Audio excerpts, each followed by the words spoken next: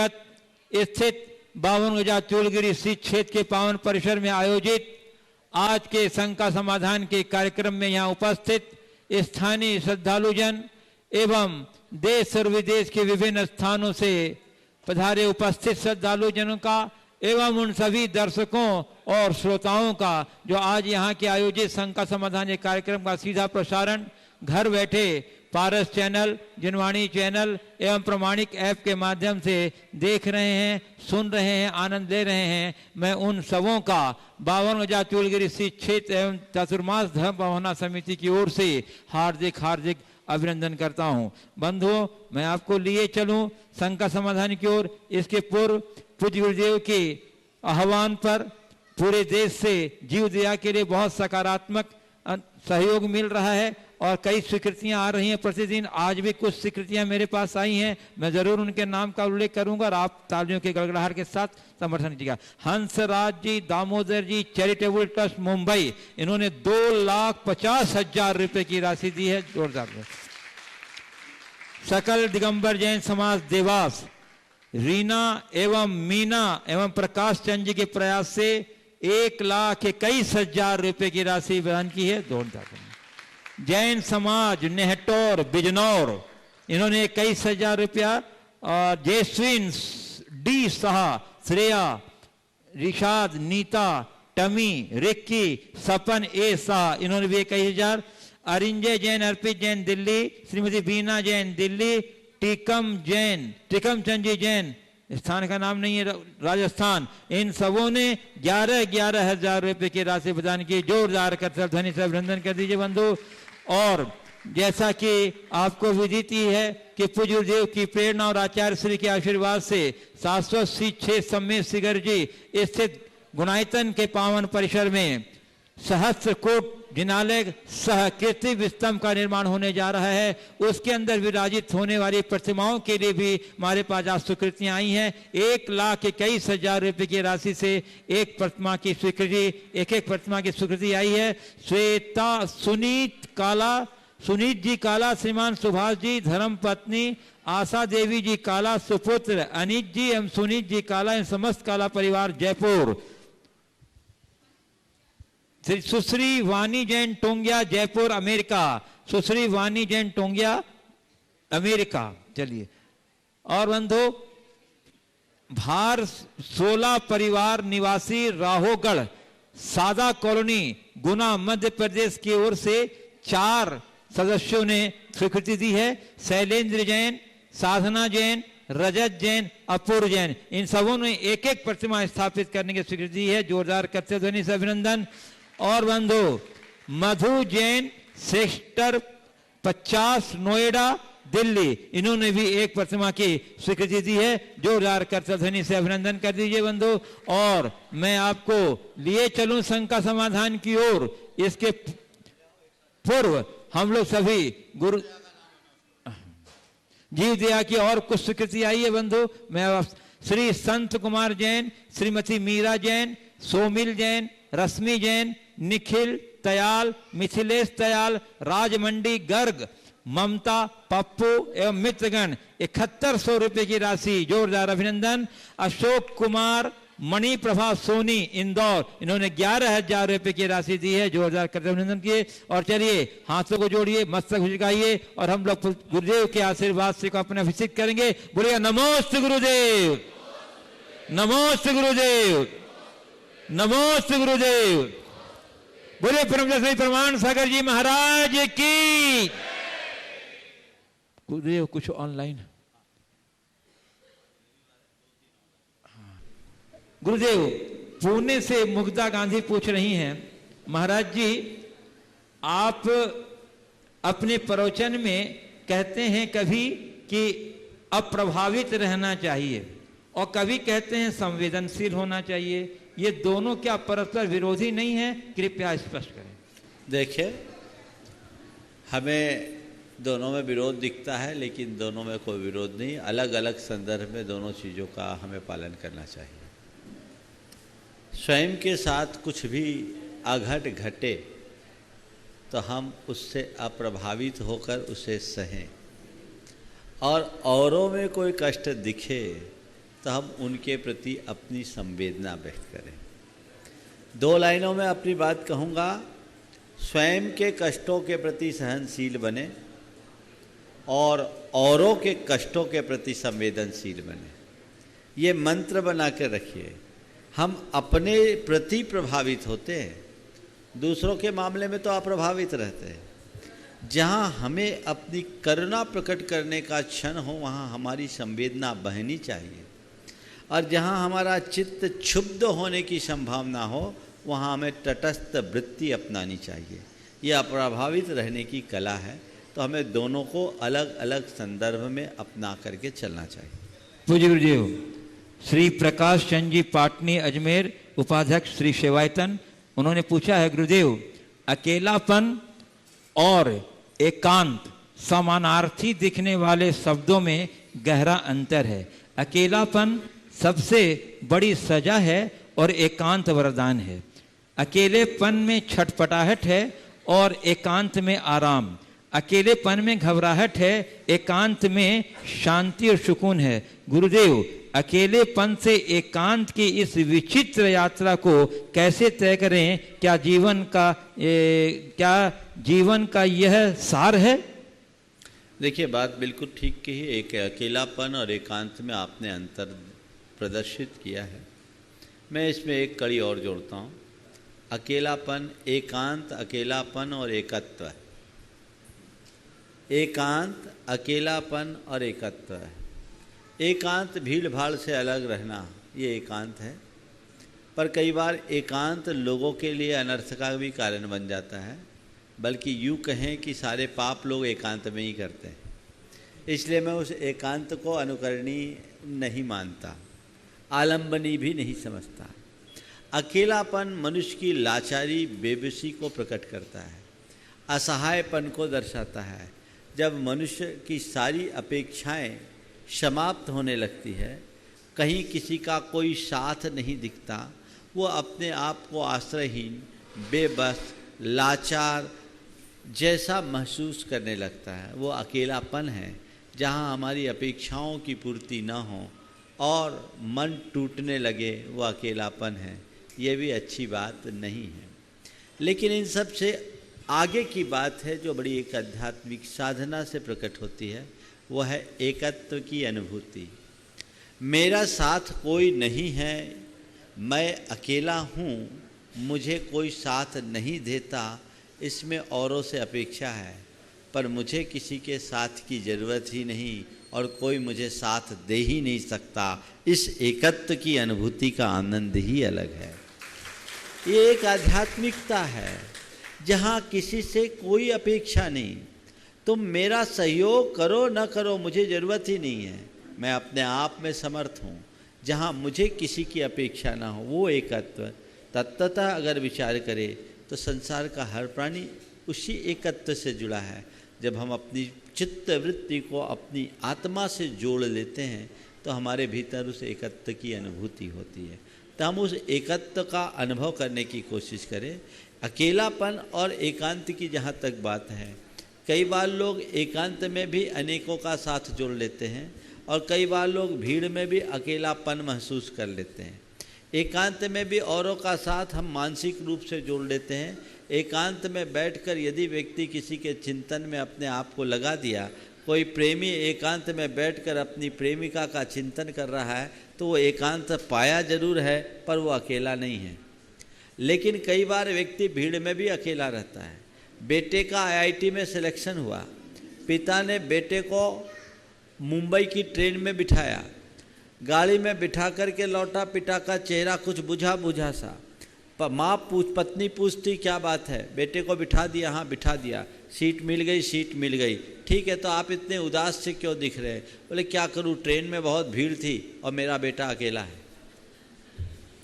Train में भीड़ थी, बेटा अकेला है। सवाल है भीड़ है तो अकेला कैसे?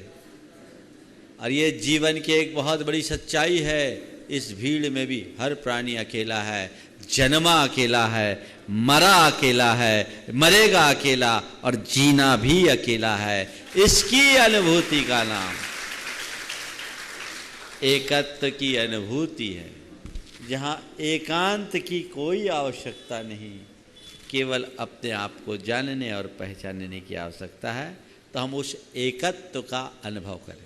पूज्य गुरुदेव, प्रशांत कुमार पाटनी झालरा पाटन से पूछ रहे हैं गुरुदेव कि तपस्वी बनने के लिए शरीर की शक्ति अपेक्षित है, ज्ञानी बनने के लिए बुद्धि की शक्ति अपेक्षित है, दानी बनने के लिए धन की शक्ति अपेक्षित है, लेकिन सच्चा भक्त बनने के लिए निरपेक्ष बनना अपेक्षित है।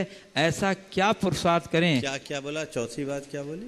बुद्धि की शक्ति आखिरी बोली, अपेक्षित, दानी बनने के लिए धन की शक्ति अपेक्षित है। चौथी बात। हाँ, लेकिन सच्चा भक्त बनने के लिए, सच्चा भक्त बनने के लिए, हाँ, निरपेक्ष बनना अपेक्षित है। ऐसा क्या पुरुषार्थ करें गुरुदेव कि हमारे जीवन में निरपेक्षता प्रकट हो सके? देखिए, बात बिल्कुल सही है।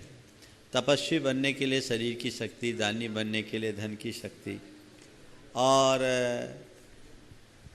भक्त बनने के लिए, सच्चा भक्त बनने के लिए निरपेक्ष होने की जो बात आपने की है, हमें थोड़ा इसे समझना है। तपस्वी बनने या और कुछ बनने के लिए भले ही शक्ति की जरूरत है, पर भक्त बनने के लिए शक्ति की जरूरत नहीं है, युक्ति की भी जरूरत नहीं है, केवल भक्ति की जरूरत है।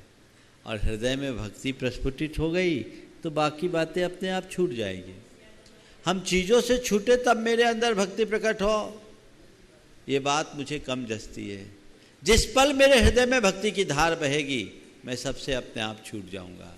तो भक्ति वह धारा है जो हमें हमारे इष्ट और आराध्य से जोड़ देती है, सब कुछ छूट जाता है।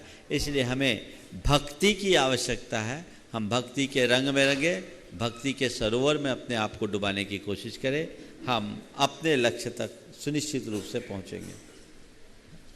पूज्य गुरुदेव, और आज का ये अंतिम ऑनलाइन प्रश्न है, इसके बाद तैयार रहेंगी श्रीमती रानी शैलेंद्र सेठी बांकानेर। श्रीमती रानी शैलेंद्र सेठी बांकानेर, नवीन जैन असम सिलचर से पूछ रहे गुरुदेव, व्यक्ति का जीवन किताब की तरह होता है, भरपूर अल्फाज होते हैं मगर फिर भी खामोश। गुरुदेव कहते हैं व्यक्ति के जीवन की किताब आईने की तरह होती है, फिर खामोशी क्यों छाई होती है?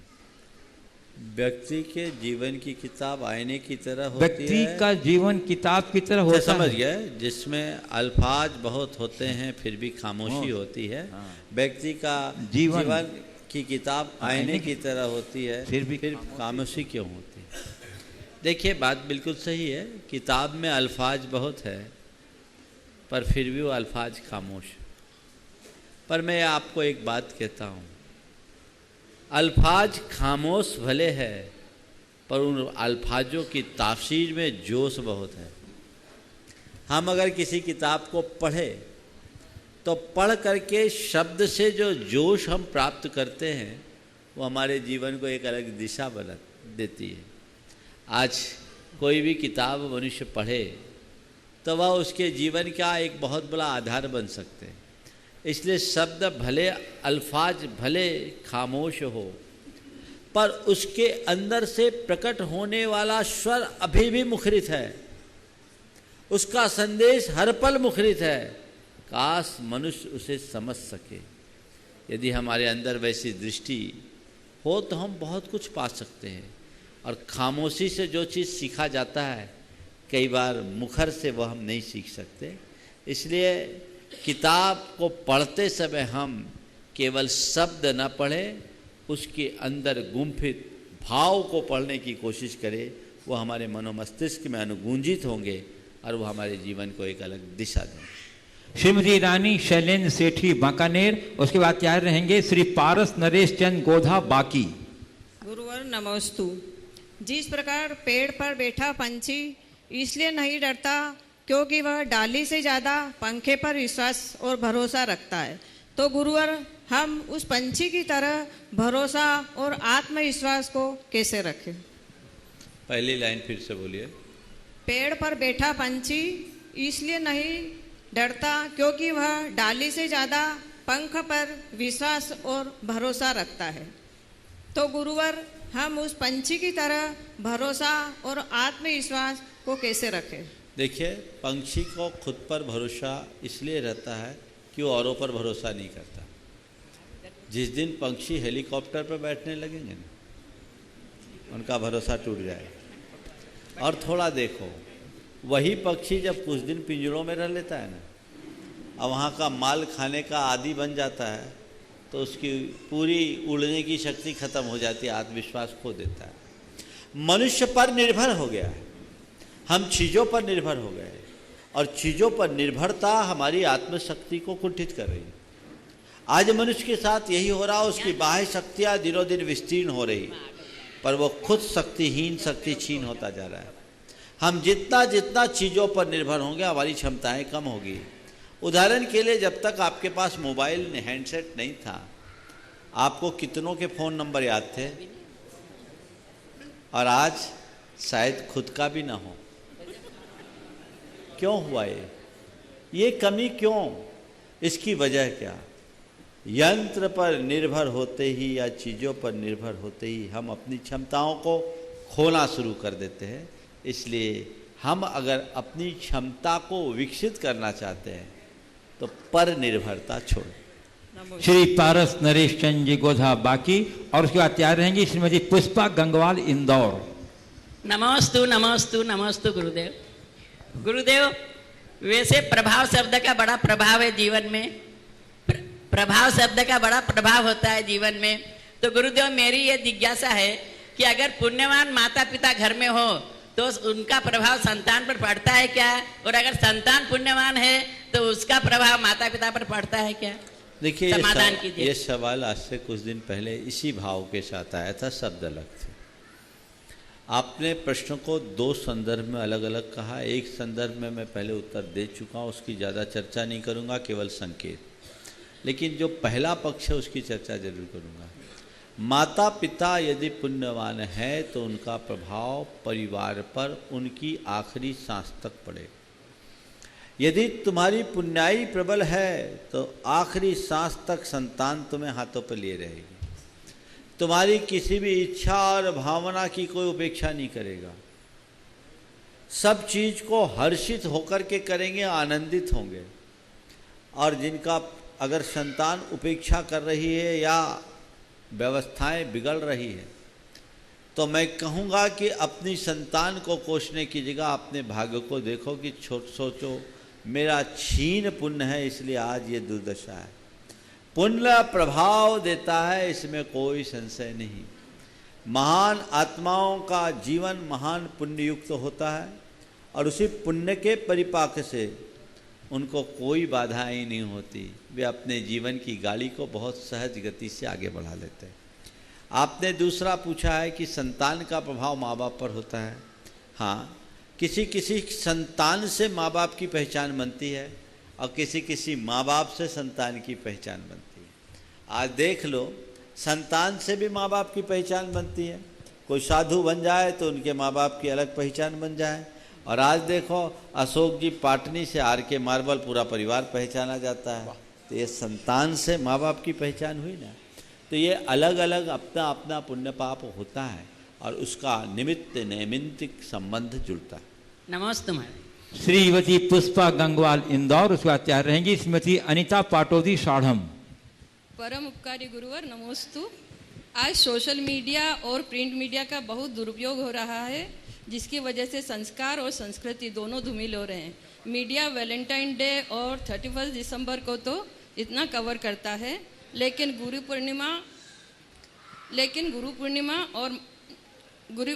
पूर्णिमा जैसे महत्वपूर्ण दिवस पर चुप्पी साधे बैठे रहते हैं, जबकि देश और समाज को इस समय सांस्कृतिक निष्ठा की ज़्यादा ज़रूरत है।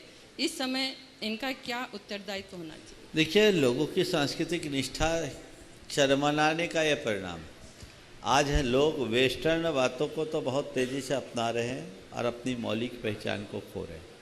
हमें चाहिए कि हम इन्हें प्रवर्तित करें और लोगों तक इसे अच्छे से पहुंचाएं, जिससे हमें हमारी संस्कृति का परिचय हो और हम अपने जीवन की दिशा ठीक कर सकें। नमस्ते।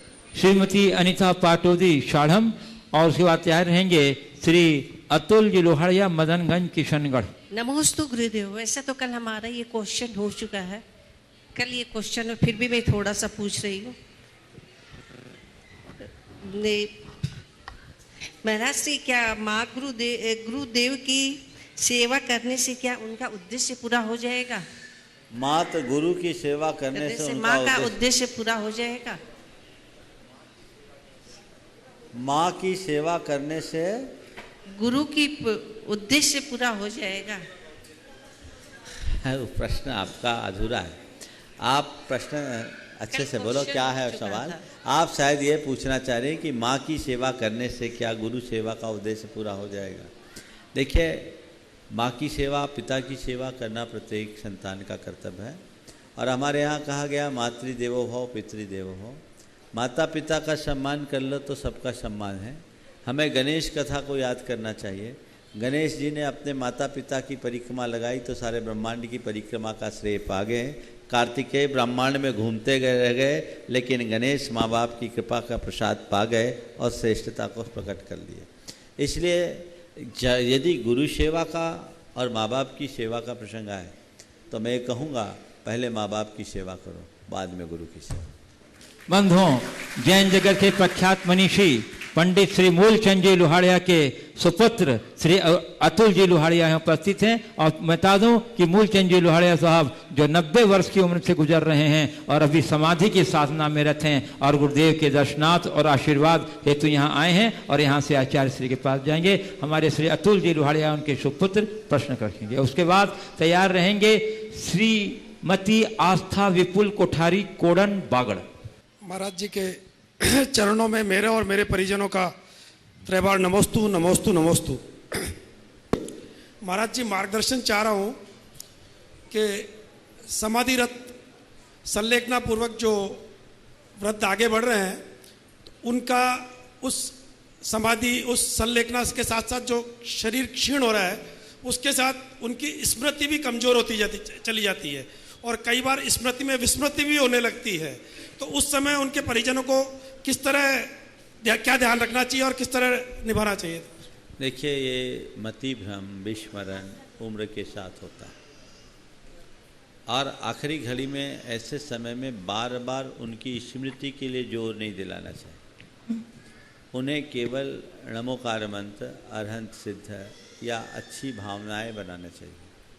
समाधि भावना, आत्म भावना आदि सुनाना चाहिए, वैराग्य भावना आदि सुनाना चाहिए।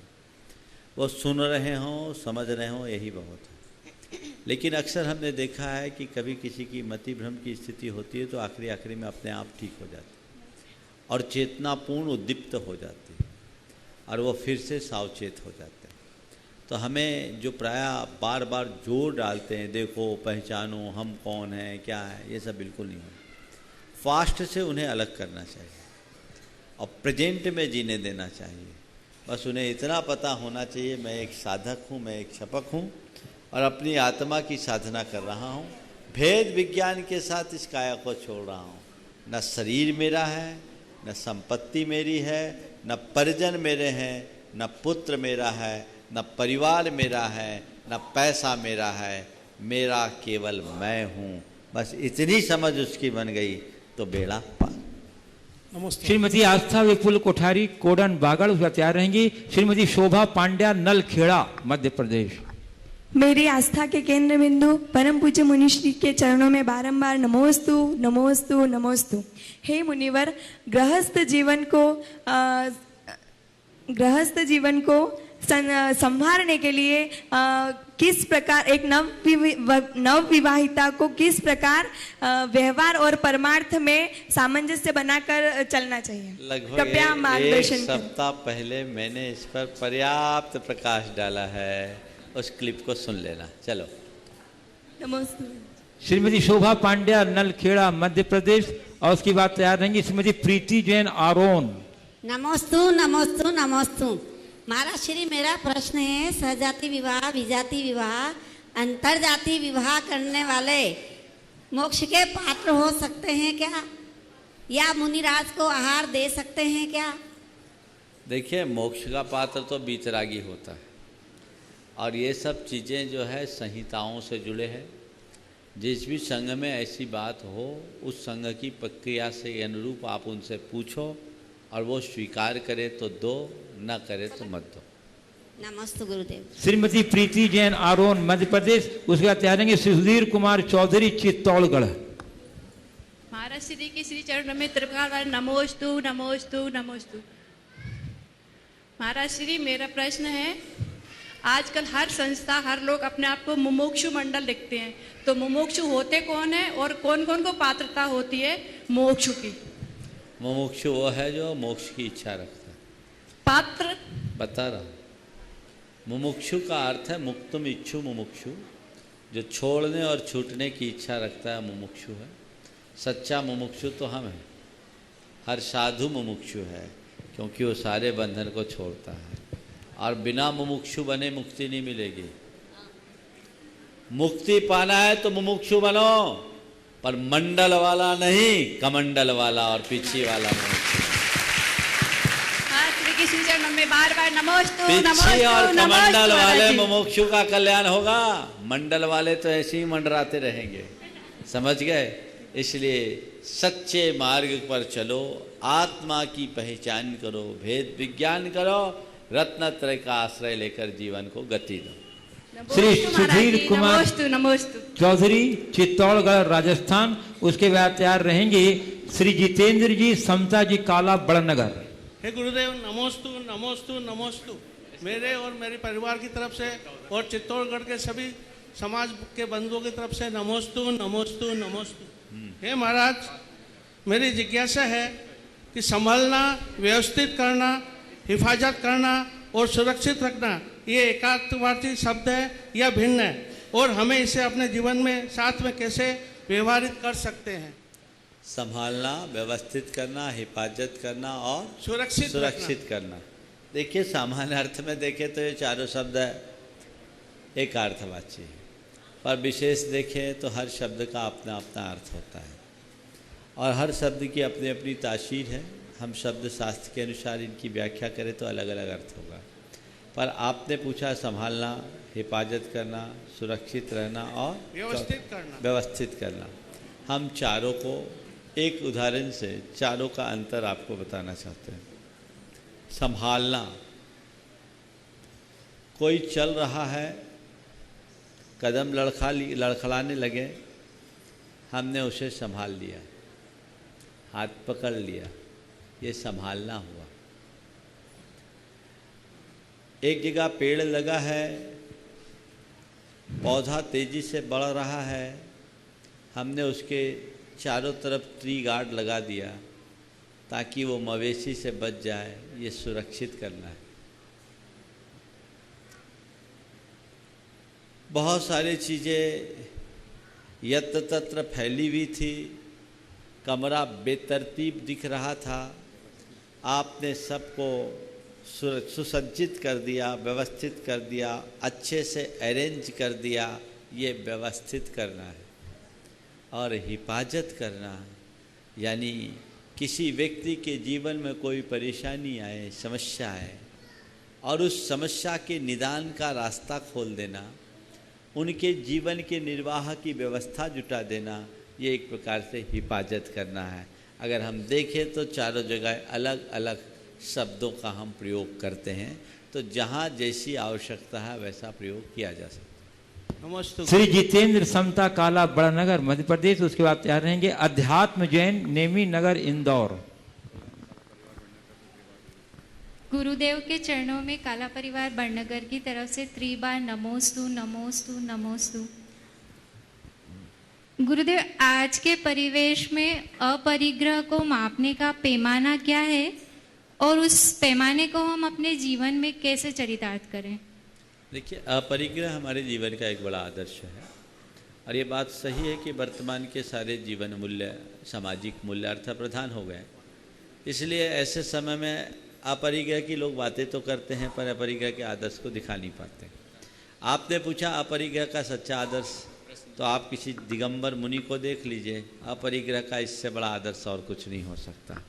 यहाँ तिलतुस मात्र भी उनके पास नहीं है, उनके व्यक्तिगत सत्व और स्वामित्व का कुछ भी उनके पास नहीं।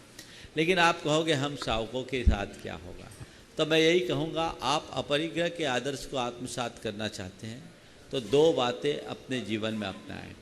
पहली बात, अपने पास जो अर्जित है उसकी आसक्ति कम करें, उसमें आसक्ति न रखें, धन का संग्रह करें, उसे परिग्रह न बनने दें, अर्थात जो संग्रहित है उसमें हमारी आसक्ति न हो, हम उसका प्रयोग औरों के अनुग्रह के लिए करें, तो हमारे अंदर आसक्ति न हो। और दूसरी बात उदारता हो। अगर मनुष्य के हृदय में अनासक्ति और उदारता ये दो गुण आ जाए तो परिग्रह के वैभव के शिखर पर भी बैठकर अपरिग्रह के उच्च आदर्श को अपना सकता है। अपरिग्रह के आदर्श को अपनाने का तात्पर्य केवल ये नहीं है कि हम धन पैसे से अपने आप को सीमित कर लें। हमारे यहाँ चक्रवर्ती जैसे लोग हुए जिनके पास 14 रत्न और 9 निधियाँ रही, अपार वैभव के धनी वो बने, लेकिन उनको भी अपरिग्रह का आदर्श रहा। चक्रवर्तियों में अनेक चक्रवर्ती अनुव्रती बने, अनुव्रती होकर के भी वे 6 खंड के अधिपति हो सकते हैं। क्यों? अंदर आसक्ति नहीं, वे कर्तव्य की भावना से राज्य का संचालन किए, कर्ता बुद्धि अपने मन में हावी ना आने दें, तो ये बहुत कुछ फर्क पड़ सकता है। इसलिए हम ये धारणा अपने मन से हटा दें कि धन संपत्ति को छोड़ने पर ही अपरिग्रह होगा, आसक्ति छोड़ने से ही अपरिग्रह है। बहुत से ऐसे लोग हो सकते हैं जिनके पास पैसा नहीं पर आसक्ति प्रबल है, इसलिए वो परिग्रही ज़्यादा है, और बहुत से ऐसे लोग भी मिलेंगे जिनके पास जो आज वैभव के शिखर पर है पर वो अपने आप को उसका केवल ट्रस्टी मानते हैं, मैं उन्हें अपरिग्रही कहूँगा, वो अपेक्षाकृत कम परिग्रह वाले। अध्यात्म जैन नेमी नगर जितेंद्र महाराज जी के चरणों में त्रिवार नमोस्तु नमोस्तु नमोस्तु। महाराज जी, आप लोगों का आभा मंडल इतना रहता है कि तागोर तपस्या से हो जाता है। हाँ बोलो। आप लोगों का आभा मंडल त्याग और तपस्या से हो जाता है। हम लोग गृहस्थ जीवन में रहकर अपना आभा मंडल कैसे बढ़ाएं कि हम लोग भी उसका कहीं पे। देखो, हर पल प्रसन्न रहो, खुश रहो, सकारात्मक रहो, देखो तुम्हारा ओरा कैसा स्ट्रांग होता है। और बताऊं, रोज भावना योग करने लगो, अभी जितने चमक रहे हो उससे 4 गुने चमकने लगोगे। नमस्ते महाराज जी, नमस्ते। अध्यात्म जैन नेमी नगर इंदौर सत्य ने आदि वीर शाह आबू धाबी। नमस्ते महाराज जी, नमस्ते। क्या पाठशाला जाने से क्या फायदा? पाठशाला जाने से क्या फायदा है? अच्छे बच्चे बनोगे। चलो चलिए। आदि वीर शाह आबू धाबी। उसके बाद तैयार रहेंगे सूर्यांश जैन बरा, जिला सागर। कहाँ आदिवीर? पीछे हैं, 2 जल्दी दो, दोनों भाई खड़े हो जाओ। हे गुरुवर, नमोस्तु नमोस्तु नमोस्तु। मैं सूर्यांश जैन। आदिवीर कहाँ है? आदिवीर शाह का पहले नाम है भाई। नहीं है?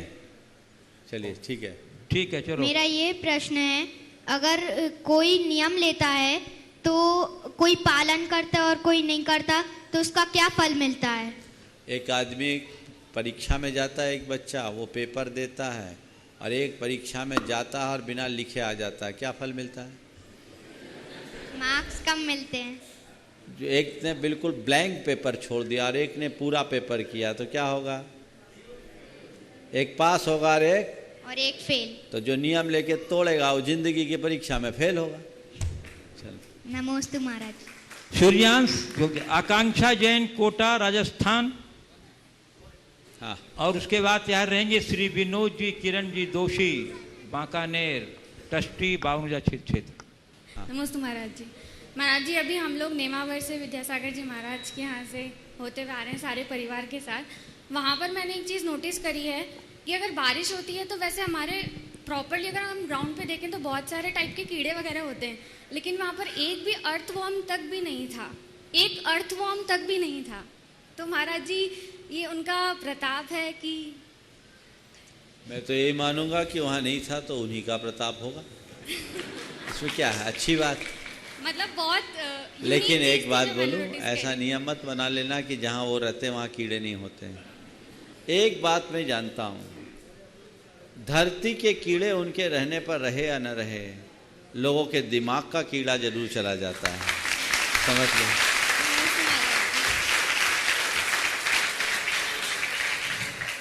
श्री विनोद जी किरण जी दोषी, बांकानेर, ट्रस्टी, 52 क्षेत्र। और उसमें तैयार रहेंगे अभिषेक गंगवाल सिंघाना। नमस्ते महाराज जी। महाराज जी, अच्छे लोग महाराज जी स्वभाव से शून्य होते हैं और शून्य की कोई कीमत नहीं, पर जिसके साथ लग जाती है उसकी कीमत बढ़ा देती है। तो महाराज जी शून्य का प्रभाव। आपने कहा शून्य की कोई कीमत नहीं, मैं तो ये कहता हूँ जो शून्य होता है उसी की कीमत। आध्यात्मिक दृष्टि में अगर अपना मूल्य सही अर्थों में पाना है तो शून्य बन जाओ। शून्य होने का मतलब है जीरो। जीरो यानी गोल, गोल यानी वृत्त, वृत्त पूरा होता है। 360 डिग्री का एंगल वृत्त में बनता है। तो शून्यता को कभी व्यर्थ मत समझना। इसलिए अगर किसी अच्छे आदमी के जुड़ने से सामने वाले का प्रभाव बढ़ता है तो शून्य का प्रभाव है। हम इस चीज़ को समझें। अभिषेक गंगवाल सिंघाना। मेरे आराध्य गुरु, आपके श्री चरणों में बारंबार नमोस्तु। गुरुवर, किसी भी काम को करने का कोई एक ही सर्वश्रेष्ठ तरीका नहीं होता। फिर से बोलो। गुरुवर, किसी भी काम को करने का कोई एक ही सर्वश्रेष्ठ तरीका नहीं होता। जितने रचनात्मक मस्तिष्क होंगे उतने ही सर्वश्रेष्ठ तरीके हो सकते हैं। सभी मानवीय कामों में पूर्णता संभव नहीं है। इसका मतलब यह भी है कि हर काम में सुधार की गुंजाइश हमेशा बनी रहती है। अगर हम अपने दिमाग पर परंपरा की बर्फ जमने देंगे तो नए विचार नहीं पनप सकेंगे। तो क्या गुरुवर यह माना जाए कि रचनात्मक सोच की सबसे बड़ी दुश्मन ही पारंपरिक सोच है? रचनात्मक सोच की सबसे बड़ी दुश्मन पारंपरिक सोच है। पालनवादी, पारंपरिक। मैं इससे पूरी तरह सहमत नहीं हूँ। ये बात सही है कि रचनात्मक सोच हमारी प्रगति का आधार है, पर इसका मतलब ये नहीं है कि पारंपरिकता हमारी रचनात्मकता में बाधा बनती है। पारंपरिकता कतई बुरी नहीं है यदि वो मौलिकता से जुड़ी हो तो। आज हम देखें, अपने जीवन के उत्कर्ष को देखें। हमारा जो उत्कर्ष है वो पारंपरिक है या अपारंपरिक? ये उत्कर्ष, तुम्हारा विकास रचनात्मक है या अरचनात्मक? आज तक दुनिया में एक भी ऐसा बच्चा हुआ जो शिशु से सीधे जवान बना हो? एक भी हुआ? अरे प्रकृति ने व्यवस्था ही पारंपरिक बनाई है। जन्म से लेकर के शैशव, किशोर अवस्था, तरुणाई, यौवन और बुढ़ापे का एक क्रम है। ये परंपरा ही तो है। तो जो मौलिकता से जुड़ी है उस परंपरा को स्वीकार करने में हमें रंच मात्र संकोच नहीं करना चाहिए। लेकिन हाँ, जो केवल परंपरा की बेड़ियों में जकड़ के रह जाते हैं उनका तन तो बढ़ता है, मन नहीं बढ़ पाता। प्रकृति तुम्हारे शरीर का विकास करती है, ये पारंपरिक है, लेकिन तुम्हारी सोच, तुम्हारे मस्तिष्क का विकास करती है, ये रचनात्मकता है। समझ में आ रही बात? कितना भी तुम शरीर से समर्थ हो जाओ, यदि तुम्हारा मस्तिष्क समर्थ नहीं है तो कोई मतलब नहीं है। वो सोच से होगा। तो हम सोच अच्छी रखें। जीवन की रचनात्मक प्रगति का आधार सोच है, पर ये कभी ना भूलें विकास का एक क्रम होता है जो परंपरा से ही पनपता है। नमस्ते गुरु। गीतांश गंगवाल सिंघाना। गुरुदेव के चरणों में त्रिबार नमोस्तु नमोस्तु नमोस्तु। गुरुदेव, मेरा प्रश्न ये है कि आपने जो सम्मेद शिखर जी में गुणायतन बनाया उसमें बच्चों के लिए कुछ है क्या? सबके लिए है, कोई दिक्कत नहीं है। गुणायतन जगाएगा सभी के मन में आशा, बच्चे भी जान सकेंगे आगम की परिभाषा। नमोस्तु गुरुदेव। बस हो गया। हाँ। बंधुओं, जैसा कि आपको पिछले दिनों अवगत कराया गया है कि पूज्य गुरुदेव के मंगल सानिध्य में यहाँ आगामी कार्तिक माह के अष्टानी पर्व में एक 52 मंडलीय श्री चक्र महामंडल विधान संस्कृत का संपन्न होने जा रहा है। बंधुओं, तो उस श्री चक्र महामंडल विधान में 52 मंडल बनने हैं। उसके लिए मेरी हमारे पास अभी तक 24 स्वीकृतियां प्राप्त हो गई। कुछ की सूचनाएं कल हो गई थी, शेष सूचनाएं मैं आपको दे रहा हूं। श्री राजेश कुमार जी, बाबूलाल जी, पंचोली थांदला। श्री सुनंदा जी, पौत्र सौरभ कुमार जी, नेहा जी, आरजो बेंगलोर। श्री अविनाश जी काले, नागपुर। श्री विजय कुमार जी जैन सोसाइटी ऑठव लोड अहमदाबाद, श्री कंवर सेन जी जैन दिल्ली, श्री अजीत जी पवन लाल जी गांधी गुणायतन ट्रस्टी पुणे, श्री जुगल किशोर जी शशि कला जी अग्रवाल दिल्ली, श्री अनुपम जी जैन सिंगापुर, श्री प्रतीक जी जैन जबलपुर। इस प्रकार 24 मंडल की स्वीकृति आ गई है। अब सिर्फ 28 मंडल शेष बच रहा है। 1,51,000 रुपए की राशि। एक नाम और है श्री आनंद जी जैन इंदौर, इनकी घोषणा सर्वप्रथम। चलिए, तो मैं बता दूं आपको कि 28 बचे हैं। 1,51,000 रुपए की राशि इसके लिए निर्धारित है और ऑनलाइन भी आप इसकी बुकिंग कर सकते हैं, फॉर्म भर सकते, पंजीयन करा सकते हैं। आप इसके लिए प्रमाणिक ऐप और मुनि प्रमाण सागर .net को अनलोड करके वहां फॉर्म निकाल करके फॉर्म भेज सकते हैं। और बंधुओं, और इसी क्रम में मैं आपको आगामी कार्यक्रमों की के लिए सूचना पहले देखिए, फिर भी आपके स्मरण के लिए बता दूं कि आगामी 10, 11 और 12 अगस्त को पूज्य गुरुदेव के द्वारा तन को स्वस्थ, मन को मस्त और आत्मा को पवित्र बनाने का अभिनव एवं वैज्ञानिक प्रयोग जो जैन साधना पर आधारित है, भावना योग का कार्यक्रम जन आकांक्षाओं को ध्यान में रखते आयोजित किया जा रहा है। और इस भावना योग के शिविर में भाग लेने के लिए 1100 रुपए की राशि मात्र निर्धारित की है। आप 1100 रुपए राशि प्रदान करके इन्हीं तीनों माध्यम से मुनि प्रमाण सागर .net और प्रमाणिक ऐप, इनके माध्यम से आप अपना पंजीयन करा सकते हैं। और इसके लिए सिर्फ 200 शिविरार्थियों की व्यवस्था है, इसलिए आप शीघ्रता कीजिए। और बंधुओं, आगामी पर्युषण महापर्व के पावन प्रसंग में प्रतिवर्ष की तरह इस वर्ष भी श्रावक संस्कार शिविर का भव्य आयोजन संपन्न होने जा रहा है और जिसके लिए राशि 3,100 राशि निर्धारित की गई है। आप शीघ्रता से अपनी स्वीकृतियां ऑनलाइन के द्वारा अपना पंजीयन करा करके भेजें ताकि आपकी समुचित व्यवस्था की जा सके। और जैसा कि पूज्य गुरुदेव ने बताया था कि यह जो श्रावक संस्कार शिविर होने जा रहा है, यह पहले के संस्कार शिविरों से कुछ भिन्न रूप ले रहा है। इसमें भावना योग भी जोड़ने जा रहा है और भी कई कार्यक्रम जोड़ने जाएंगे और विशेषकर युवा शिविरार्थियों को इसमें प्रधानता दी जाएगी। इसलिए आप इस बात ध्यान रखते हुए अपनी फॉर्म भेज कर स्वीकृति देखिए, अभी भावना योग, 10 लक्षण शिविर, श्रावक संस्कार शिविर और विधान तीनों की चर्चाएं की।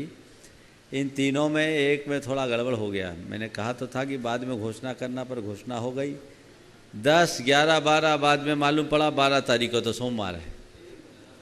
समझ गए? तो होगा अब 10, 11, 12 ही होगा, पर सोमवार को हमारी मौन प्रेरणा होगी, मुखर प्रेरणा नहीं होगी। 10 और 11 को आपको पूरा मिलेगा, क्योंकि शेड्यूल को चेंज करना प्रैक्टिकल नहीं है। पर ये मान करके चलना कि सोमवार है तो सोमवार हमारी साधना का दिन है। पर्युषण और विधान की बात अलग है, इस समय मैं उसको गैप नहीं करूँगा। कल भी सोमवार है तो कल भी हमारी छुट्टी होगी, इसलिए आप सबको ध्यान रखना है। जो भी शिविर के लिए आ रहे, योग और अन्य जो क्रियाएं हैं वो होगी। उस दिन हमारी उपस्थिति में इंस्ट्रक्शंस आपको मिलेंगे, मैं रहूँगा और जो लोग और साथ में रहेंगे वो आपको मार्गदर्शन देंगे।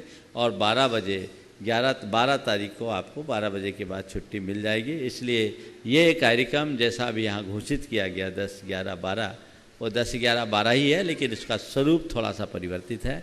जो भी इसमें लाभ लेकर अपने जीवन में रूपांतरण घटित करना चाहते हैं अवश्य पधारें। चलिए, प्रोफेसर एस सेठी बड़वानी और उसके बाद तैयार रहेंगे अरिहंत अजमेरा बड़वानी। नमोस्तु महाराज श्री, नमोस्तु नमोस्तु नमोस्तु महाराज श्री। काबिल तारीफ बनने से पहले वाकिफ़ मुश्किल बनना ज़रूरी है। गुरुदेव, अपनी मजबूरियाँ किनारे से कैसे सीखे जो चल नहीं सकता, या लहर से कैसे सीखे जो ठहर नहीं सकती? क्या बात। अपनी मजबूरियाँ किनारे से कैसे सीखे जो चल नहीं सकता, और लहर से कैसे सीखे जो ठहर नहीं सकता। मैं तो कहता हूँ किनारों से खड़े रहना और लहरों से चलते रहने की कला सीख लो और ये तय करो कि प्रकृति ने तुम्हें जिस रूप में उपस्थित किया है उसी रूप में जीना तुम्हारी नियति है और उसी में जीवन का आनंद है। किनारे किनारे के भांति जीते हैं तभी किनारे किनारे रह पाते हैं। और लहरें लहरों की भांति लहराती है तभी लहर रह पाती है। लहर यदि किनारा बनने लगे और किनारे यदि लहराने लगे तो मामला गड़बड़ हो जाएगा। इसलिए मजबूरियाँ कुछ भी नहीं हैं। यदि हमारे अंदर से स्वीकृति है तो कहीं मजबूरी नहीं, मंजूरी की बात होनी चाहिए, मजबूरी की नहीं। नमोस्तु महाराज जी। अरिहंत अजमेरा बड़वानी और उसके बाद तैयार रहेंगी श्रीमती डाली काला बड़वानी। नमोस्तु महाराज जी, नमोस्तु महाराज जी, नमोस्तु महाराज जी। महाराज जी, नहीं समझ आता इस दिखावे से क्या मिल जाता है। आजकल का बेटा हाथ पर माँ का टैटू बनवाकर वृद्धाश्रम मिलने जाता है। क्या बात है। महाराज जी, आजकल के रिश्ते में दिखावट बढ़ती जा रही है, तो कैसे अपने रिश्ते में दिखावट कम करें और भावनाएं बढ़ाएं। देखिए, बात बिल्कुल सही है। हाथ में माँ का टैटू है और बच्चा माँ को वृद्धाश्रम में भेज रहा है। मैं तो सोच रहा हूँ शायद टैटू इसीलिए बना है कि माँ जब हाथ में है तो साथ में रखने की क्या जरूरत। ये विडंबना है और इस दिखावट ने हमारे लिए एक बहुत बड़ा सवाल खड़ा किया है। वस्तुतः मनुष्य जैसे जैसे अपने जीवन की सहजता को खंडित करता है, कृत्रिमता का लवादा ओढ़ने लगता है और ये कृत्रिमता हमारे जीवन में अनेक प्रकार की जटिलताओं को उत्पन्न कर देती है। हमें सहजता से जीना चाहिए। ये तय मान करके चलना चाहिए कि कितनी भी दिखावट हो उसकी उम्र नहीं होती। श्रीमती डाली काला बड़वानी, उस बाद तैयार रहेंगी श्रीमती प्रमिला सुरेश गंगवाल सिंघाना। गुरुदेव के चरणों में त्रिबार नमोस्तु नमोस्तु नमोस्तु। गुरुदेव, जिंदगी भर हम दूसरों की गलतियां ढूंढते हैं, जिंदगी भर हम दूसरों की गलतियां ढूंढते हैं, तो वो हमारी आदत सी बन जाती है। पर उस आदत के चक्कर में हम ये भूल जाते हैं कि हम भी वो गलतियां करते हैं। हम हमारी गलतियों को कैसे पकड़ें। देखिए, बहुत अच्छी बात आपने की है। कई बार इस आशय का सवाल आया है और उत्तर भी दिया गया है। औरों की गलती ढूंढना और खुद की गलती को पकड़ना बड़ा कठिन काम है। औरों की गलती ढूंढने की आदत से बचने के लिए हमें सबसे पहले गुणानुरागी दृष्टि अपनानी चाहिए और खुद की गलती को पहचानने के लिए हमें अंतर्मुखी बनना होगा। अपना अंतर विश्लेषण करो। हम जब तक अपने भीतर झांक कर अपने आप को नहीं देखेंगे तब तक हमें अपनी कमियों का एहसास नहीं होगा। तो हमेशा दो बातें ध्यान में रखें। एक सूत्र रखें, दोष वादे च मौनम। मैं किसी का दोष कभी भी कोई प्रसंग आए बोलूँगी नहीं, बोलूँगा नहीं, उधर देखूँगा भी नहीं। इन पंक्तियों को बार बार अपने मानस में दोहराएं। गुण ग्रहण का भाव रहे, दृष्टि न दोषों पर जाए, तो हम अपने जीवन को बहुत बेहतरीन बना सकेंगे। नमोस्तु गुरु। श्रीमती प्रमिला सुरेश गंगवाल सिंघाना, उसके बाद तैयार रहेंगे श्री राज प्रकाश जी पहाड़िया, महामंत्री बावंगजा चोलगिरी श्री क्षेत्र। हमारे आराध्य गुरुदेव के श्री चरणों में त्रिवार नमोस्तु नमोस्तु नमोस्तु। गुरुवर, हम अच्छाई का सिंचन और बुराई का विसर्जन करने का साहस कैसे जगाएं। अच्छाई का सिंचन और बुराई का विसर्जन करने का साहस कैसे जगाएं। अच्छाई का सिंचन अर्जन और बुराई का विसर्जन करने का साहस कैसे जुड़ाएं। देखिए, अच्छाई को पाने की हमेशा भावना भाएं और बुराई का छोड़ने का संकल्प लें। अपनी बुराइयों को हम देखें, जैसे घर में कचरा इकट्ठा होता है तो उसको फेंकने के लिए किसी से प्रेरणा पाना होती है क्या करते हैं? कचरा देखते ही तुरंत उसे डस्टबिन में या डस्टबिन को बाहर फेंकना शुरू करते हैं। क्यों? दिख गया वो कचरा है। और कोई कीमती चीज़ आती है तो उसको सहेजने में कितनी देर लगती है? कीमती चीज़ आए तो क्या दरवाजे की ओट में जहाँ झाड़ू रखती वहाँ रखते हैं क्या, कि अपनी ट्रेजरी में ले जाके रखते हैं? बस अच्छाई का मूल्य और बुराइयों की व्यर्थता जिस दिन हमें समझ में आ जाएगी, अच्छाई के अर्जन का उत्साह जगेगा और बुराइयों के विसर्जन का संकल्प। श्री राज प्रकाश जी पहाड़िया, महामंत्री बावंगजा चोलगिरी क्षेत्र। और उसके बाद तैयार रहेंगी श्रीमती श्रद्धा दोषी बड़वानी। हेलो। आचार्य भगवंत विद्यासागर जी महाराज की जय जय जय। परम पूज्य मुनि प्रमाण सागर जी महाराज की जय जय जय। परम पूज्य मुनि विराट सागर जी महाराज की जय जय जय। नमस्ते गुरुदेव, नमस्ते गुरुदेव, नमस्ते। जैसे आप सबको मालूम है, 11 और 12 जुलाई अगस्त 10 और 11 अगस्त और 12 अगस्त की भावना योग शिविर का हमने यहाँ पे घोषणा की थी। और 12 अगस्त को सोमवार होने से और गुरुदेव का मौन होने से और सोमवार को श्रावकों को बहुत सारी तकलीफें भी आ जाती है, तो 10 और 11 अगस्त 2 दिन का भावना योग शिविर हमने उसको संशोधित किया है। 10 और 11 अगस्त 2 दिन का भावना शिविर होगा। संशोधन की जरूरत नहीं है। 10, 11, 12 तीनों दिन है। 12 को नया प्रयोग है, मौन में मुखरित प्रेरणा। मौन में मुखरित प्रेरणा वो भी एक प्रेरणा है, ये भी भावना योग का प्रभाव है। सब कुछ होगा, महाराज बिना बोले सुनाएंगे। तो 10, 11, 12 को मौन का होगा, जैसा गुरुदेव बस बताया। ये स्पष्टीकरण इसलिए दे दिया गया, नहीं तो लोग अपेक्षा रखेंगे आज तो महाराज कुछ बोल नहीं रहे, और बोलने का जो असर होता है उससे ज़्यादा बिना बोलने का असर होगा, शायद प्रैक्टिकल उस दिन दिखेगा। चलिए, तो आप लोग जो भी उसमें आना चाहें अपनी बुकिंग चालू कर दें। हमारे ऑनलाइन पे हमारा नंबर ऊपर है। 10 लक्षण पर्व में जो होगा कार्यक्रम, उसकी बुकिंग भी हमारे नंबरों पर डाल दें। हमारे पास सीमित संख्या में ये सारे जगह है, इसलिए आपसे अनुरोध है कि आप तत्काल इस काम को करें। काफ़ी नाम आ चुके हैं। जो सिद्धचक्र विधानमंडल होने जा रहा है उससे करीब 20-21 नाम, तो हमारे पास 24 नाम अभी तक आ चुके हैं। होने वाला है कार्तिक महीने में। तो कृपया आप अपनी बुकिंग ऑनलाइन है तत्काल डालने का करें, ताकि हमें नहीं करो, कल परसों तक पूरे हो जाएंगे। आगे चलो, ताकि हम उनके अनुसार आपकी व्यवस्था कर सकें। जय। श्रीमती श्रद्धा दोषी बड़वानी उस पर तैयार रहेंगी। श्रीमती बिंदु काला बड़वानी। नमस्तु महाराज जी, नमस्तु महाराज जी। मानव खोपड़ी वो पात्र है जिसमें जमीन जायदाद धन दौलत भरते रहते हैं, लेकिन इंसान अपनी खोपड़ी में धार्मिक ज्ञान, सत्य, अहिंसा कैसे भरे, उपाय बताइए। बहुत अच्छी बात पूछी आप। मनुष्य अपनी खोपड़ी में जमीन जायदाद धन संपत्ति को तो खूब भर लेता है, पर उसमें सत्य, अहिंसा, धर्म, क्षमा, करुणा, प्रेम कैसे भरे, क्या उपाय बताएं। एक ही उपाय है, उस खोपड़ी में जो भरा उसको खाली कर दो। अब खोपड़ी लबालब भरी है, ऐसी चीज़ों में तो भरने की जगह ही नहीं है। जब तक हम उन्हें खाली नहीं करेंगे तब तक ये सब कुछ भर नहीं सके। नमस्ते महाराज। श्रीमती बिंदु काला बड़वानी पर तैयार रहेंगी। श्री सुरेश जी गंगवाल सिंघाना, ट्रस्टी बावन क्षेत्र। नमोस्तु नमोस्तु नमोस्तु। गुरुवर, दुनिया में 2 तरह के लोग होते हैं। एक ईश्वर पर आस्था करने वाले लोग होते हैं और दूसरा ईर्ष्या करने वाले लोग होते हैं। तो गुरुवर ईर्ष्या करने वाले व्यक्ति का नेचर कैसे बदला जाए कि वो ईर्ष्या से बच सके। ईर्ष्या करने वालों का जीवन कैसे बदला जाए कि वो ईर्ष्या से बच सके। मैं तो ये कहता हूँ, हर व्यक्ति के ईश्वरीय तत्व का बोध होते ही जीवन के परम ऐश्वर्य को जाने लेते हैं, और जो परम ऐश्वर्य को जान लेते हैं उनके अंदर ईर्ष्या नहीं आती। हम ईर्ष्या किससे करते हैं? जब हम अपने आप को किसी से कमज़ोर महसूस करते हैं या सामने वाले को हम अपने से बेहतर महसूस करते हैं। ये ईर्ष्या को जन्म देने की एक सबसे बड़ी वजह है।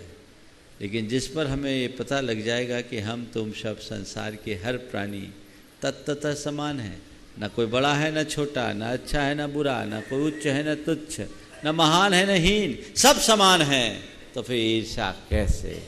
तो हमें आध्यात्मिकता को जागृत करना होगा। इसलिए हमें ईशावश्यमिदं सर्वम यत् किंच जगत्याम जगत्तेन त्यक्तेन भुंजीता माँ गृधः कश्चित् धनम की उक्ति को चरितार्थ करना होगा। परम ऐश्वर्य तत्व की अनुभूति जिसके हृदय में जग जाती है, उसके हृदय से ईर्ष्या तो दूर होती ही है, परम प्रेम से वो इतना लबरेज हो जाता है कि सारे संसार को अपने समान देखने की दृष्टि उसके भीतर प्रकट हो जाती है। श्री सुरेश जी गंगवाल सिंघाना ट्रस्टी क्षेत्र और श्री राजकुमार जैन बरा सागर। मेरे आराध्य गुरुवर के चरणों में सत नमन। स्वतंत्रता की तलाश में तथा अपनी मर्जी से जीने की ललक के बाद भी हम पूरी उम्र दास्ता में ही काटते हैं। यह दास्ता हमारे मन में समाये हुए भय की है, जैसे मृत्यु का भय, असफलता का भय, रोग का भय आदि। तो गुरुवर, ऐसे में भयग्रस्त मन स्थिति से बचने का उपाय क्या है जिससे हमारे जीवन में अभय का सूत्रपात हो सके? देखिए, भयग्रस्त मानसिकता से बचने का सीधा और सरल उपाय ये है कि हम आत्मा के अभय स्वरूप को पहचानें। हमें भय किसका होता? मरने का भय होता है, छवि खराब होने का भय होता है, अचानक आ जाने वाली विपत्ति का भय होता है, कहीं कोई नुकसान न हो जाए इसका भय होता है, संत कहते इसमें भयभीत होने की बात ही क्या है? आत्मा का न जन्म है न मरण, वो अजर अमर है, तो भय किसका? जहाँ तक छवि का सवाल है, तन की छवि है, बाहर की छवि है, चेतना की न कोई छवि बनती है न बिगड़ती है, तो भय किसका? भय को दूर करने का एक ही मंत्र है, वो आत्मविश्वास। आत्मविश्वास को दो संदर्भ में लो, आत्मा का विश्वास और सेल्फ कॉन्फिडेंस। अगर तुम्हें आत्मा के स्वरूप पर विश्वास जम जाए तो तुम्हारा भय दूर भागेगा, और तुम्हारे मन में सेल्फ कॉन्फिडेंस आ जाए तो चाहे जैसी परिस्थितियां क्यों ना हो, कितनी भी विकट और विषम स्थिति क्यों ना हो, तुम्हारे मन में किसी भी प्रकार का भय नहीं व्यापेगा। तो इन दोनों बातों को ध्यान में रख करके जो चलते हैं वे कभी भी डगमगाते नहीं हैं, उनका जीवन पथ सहज रूप से चलता जाता है, वो अभय स्वरूप को प्राप्त करते हैं और अपने जीवन को धन्य करके अपने जीवन का उत्कर्ष कर लेते हैं। इस प्रकार आज के इस सत्र को परम पूज्य गुरुदेव के चरणों में नमन अर्पित करते हुए यहीं पर विराम दे रहा हूँ। बोलिए परम पूज्य आचार्य गुरुवर श्री विद्यासागर जी। नमस्ते गुरुवर। नमस्ते। हाँ चलो बोलिए पूछ लो। नमस्ते गुरुवर। बैठो एक मिनट। हाँ, सागर से जिला पंचायत सदस्य राजकुमार जैन। समस्त सदस्यों की ओर से कोटि कोटि नमस्तु एवं समस्त क्षेत्रवासियों की ओर से कोटि कोटि नमस्तु गुरुवर। गुरुवर, मैं ग्रामीण क्षेत्र में राजनीति करता हूँ, तो ग्रामीण क्षेत्र में थोड़ी सी परेशानी आती है। अहिंसा का प्रचार प्रसार कैसे करें और किस माध्यम से करें? देखिए, अहिंसा का प्रचार प्रसार करने के लिए हमें केवल धार्मिक दृष्टि से नहीं, सबसे पहले उनको खान पान की शुद्धि की दृष्टि से देखें, उन्हें आहार विज्ञान के संदर्भ में बताएंगे तो बहुत अच्छे परिणाम आएंगे। जी चलिए। नमस्ते गुरु।